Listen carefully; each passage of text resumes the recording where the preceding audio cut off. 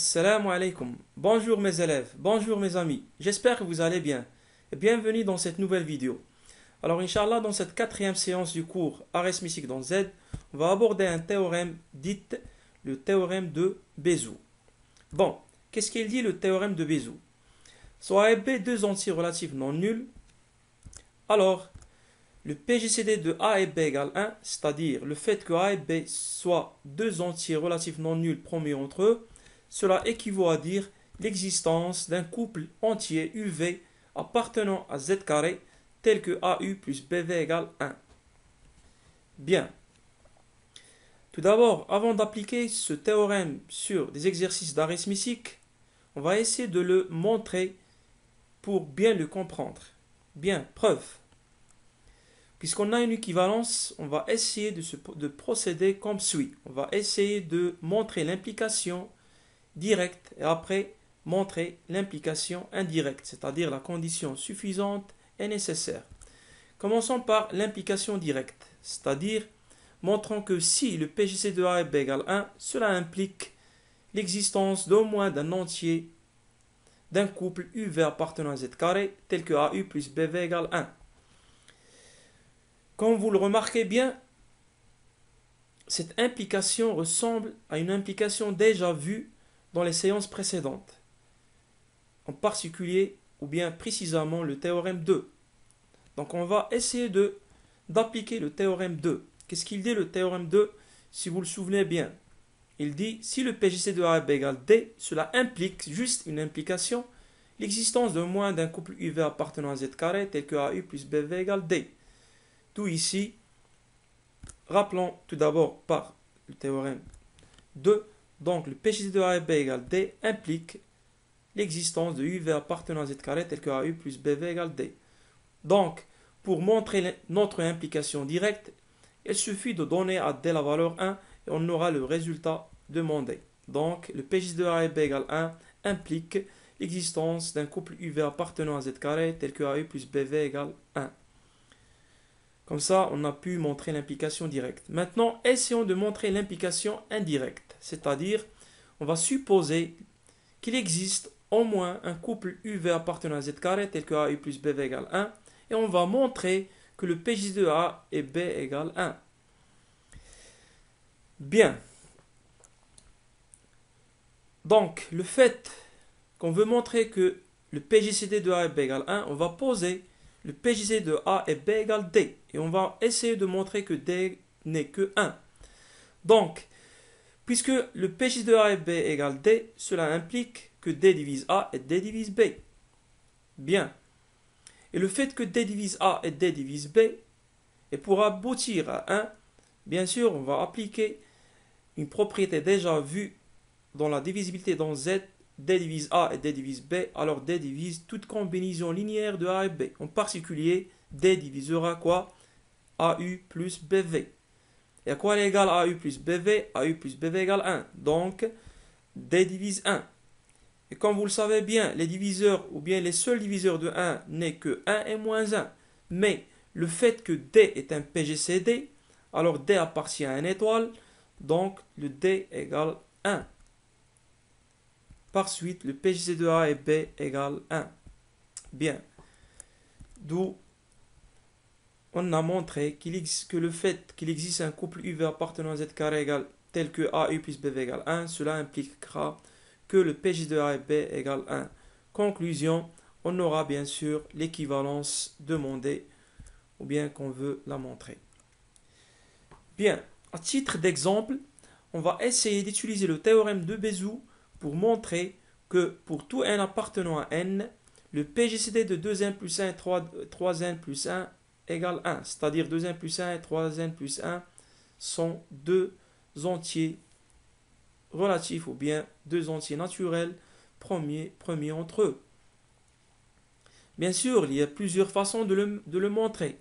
Mais puisque l'exemple vous demande d'utiliser le théorème de Bézout, on va essayer bien sûr de chercher un couple UV qui vérifie que 2n plus 1 fois U plus 3n plus 1 fois V égale 1.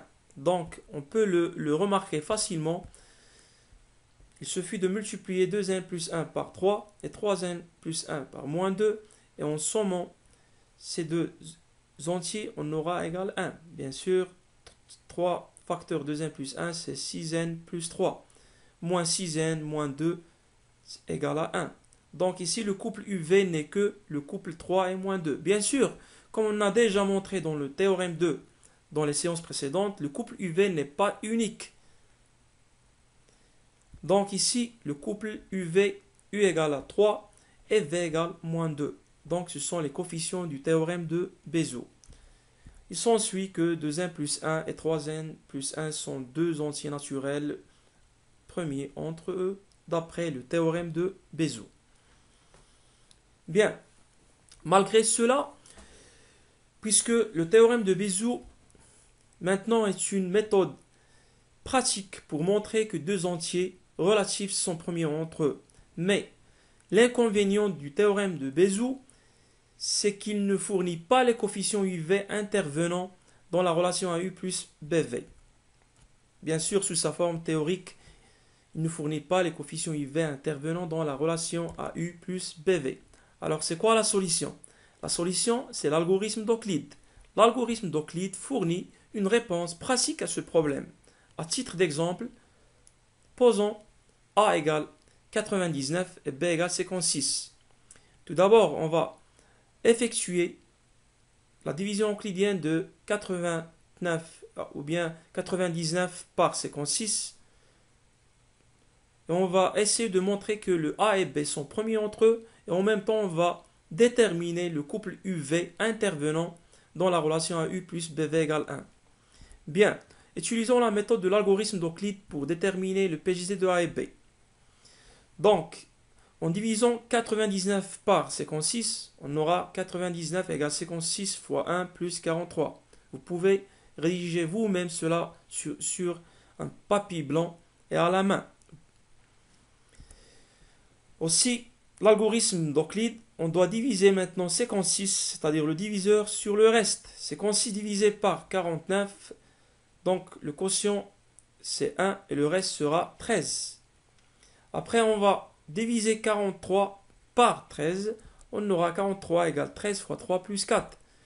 Après, on divise 13 par le reste 13 par le reste 4. On aura 13 égale 4 fois 3 plus 1. Après, on va diviser le 4 sur le 1. Donc, on aura 4 égale 4 fois 1 plus 0. Donc, le fait de trouver un reste nul, on s'arrête ici. Et le dernier reste non nul, qui est le 1, c'est le PJC de A et B. Donc, le PJC de 99 et 56 égale 1. Bien. Maintenant, on va essayer de déterminer le couple UV. D'après Bézout, puisque 99 et 56, leur PJCD égale 1, donc il existe un couple UV appartenant à Z carré, tel que 99 fois U plus 56 fois V égale 1. Alors, notre objectif, c'est d'essayer de déterminer ce couple UV appartenant à Z carré tel que on a cette égalité. Comme on a déjà dit, le théorème de Bézout, parmi ses inconvénients, sous sa forme théorique, il ne fournit pas les coefficients UV. Mais l'algorithme d'Euclide peut nous donner une solution à ce problème. Comment cela? Donc, essayons de déterminer le U et V. Donc, rappelons de ce qu'on a déjà abouti. Bien. Donc, pour cela, c'est-à-dire pour déterminer le couple UV, qui n'est pas unique bien sûr, on va se procéder de cette manière. On va essayer de remonter l'algorithme d'Euclide. Bien sûr, en partant ou bien en démarrant de 1. Le dernier reste qui est le 1. Donc 1, d'après la ligne 4, s'écrit sous forme de 13 moins 4 fois 3. Ensuite, on va essayer de remplacer le 4, le reste qu'on a abouti de la ligne de la troisième ligne. Donc, en remplaçant 4 par 43 moins 13 fois 3. Bien. Après, on va simplifier le calcul. Et ici, vous devez faire attention. Il ne faut pas calculer, sinon vous allez détruire votre objectif. Rappelons de votre objectif, c'est trouver le couple U et V. Donc ici, il faut conserver tous les restes qui existent ici dans le processus de l'algorithme d'Euclide.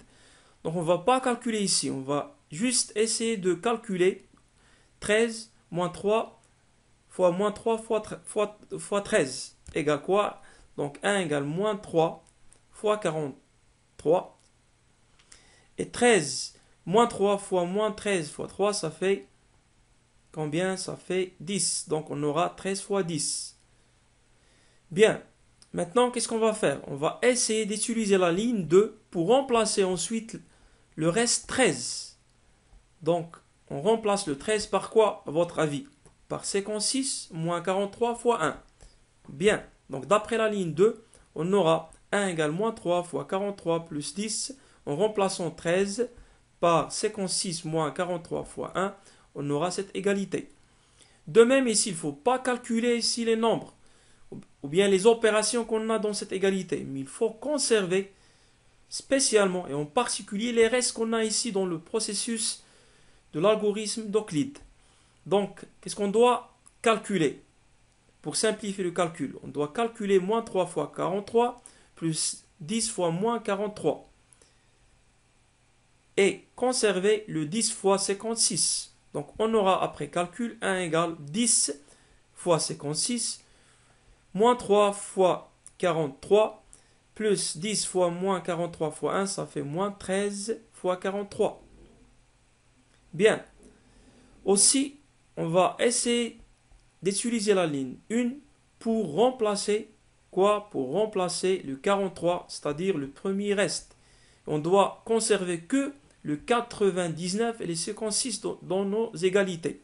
Bien, en utilisant la ligne 1, on aura 1 égale 10 fois 56 moins 13, remplaçant 43, bien sûr, par 99 moins 56 fois 1.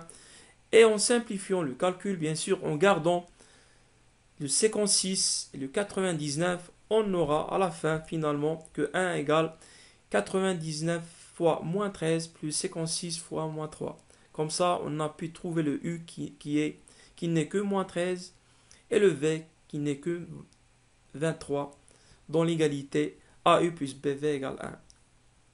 Comme ça, l'algorithme d'Euclide nous a aidé à déterminer les coefficients de Bézier. On les appelle les coefficients de Bézier. Bien. Merci pour votre attention. Merci d'avoir suivi cette vidéo. Mangez bien et dormez bien. Et révisez vos leçons bien. Et à la prochaine vidéo, Inch'Allah.